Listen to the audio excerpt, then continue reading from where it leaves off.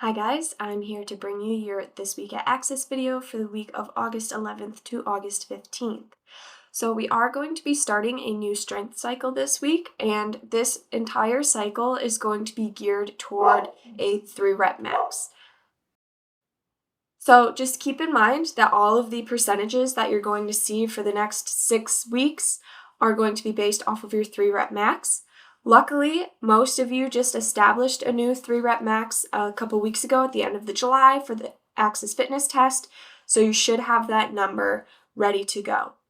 But getting right into it, on Monday we are going to back squat. We will be doing 5 sets of 5 reps, starting at 70% and building up to 85% for the final 2 sets.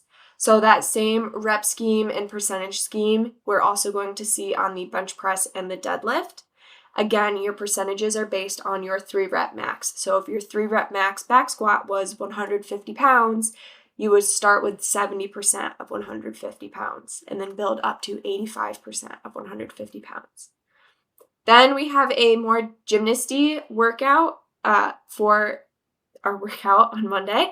It'll be 5 rounds for time of 3 muscle-ups, 6 handstand push-ups, and 12 alternating pistol squats, and we are going to put a 13-minute time cap on this one.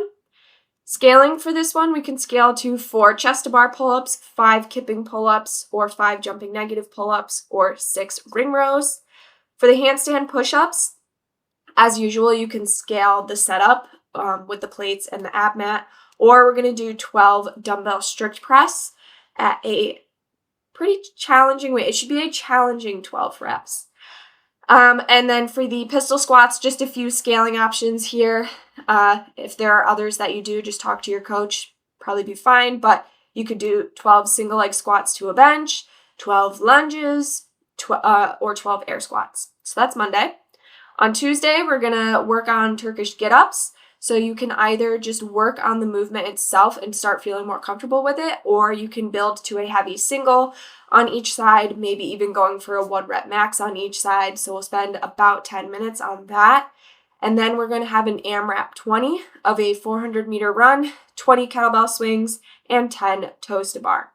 And to scale this one, you can scale the run distance down to 200 meters if you need to. You can scale the weight of the kettlebells, and you can scale the toes to bar to knees to elbow, knees to chest, toes to rig, or sit-ups. On Wednesday, we're going to bench press, just like I talked about earlier, starting at 70%, building up to 85% for the final 2 sets, all percentages based on your 3-rep max. Then we're going to have 2 Tabatas. So remember, a Tabata is 20 seconds of work, 10 seconds of rest for 8 rounds. So Tabata number 1 will be gorilla rows and ring dips. Then we're going to rest for 2 minutes. And then Tabata number 2 will be push-ups and strict pull-ups. There's a good chance that you may start on Tabata number 2 and then switch to Tabata number 1 just to keep equipment and space spread out a little bit. Scaling options, you can scale the weight for the gorilla rows. You can do banded ring dips, bench dips, or overhead tricep extensions in place of ring dips. You can do box push-ups, and you can do banded pull-ups and ring rows in place of these not ring rows, plank rows in place of these strict pull-ups. No ring rows in place of the pull-ups because people will be on the rings for ring dips. On Thursday, we're going to work on our cleans, and we'll do 5 sets of 3 reps of the clean.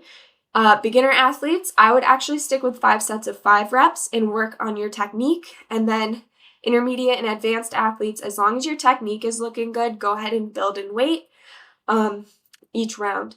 And then we're going to have an EMOM 20, 30 seconds of work, 30 seconds of rest, of wall ball shots, a plank hold, goblet squats, and burpees. And you can scale the weight as needed on the wall ball shots and the goblet squats. And then lastly, on Friday, we're going to deadlift. And then after we deadlift, we'll have an EMOM 12. Minute 1 will be 12 American kettlebell swings. Minute 2 will be 48 double unders. And minute 3 will be 24 sit-ups. To scale this one, you can scale the weight of the kettlebell for the American swings. You can do 96 single unders in place of your 48 double unders. And you can scale the reps as needed if you're feeling like you're not getting quite enough rest. But that is all I have for you guys. As usual, if you have any questions, please reach out to axisstrengthtraining@gmail.com. I hope you have a great week of training.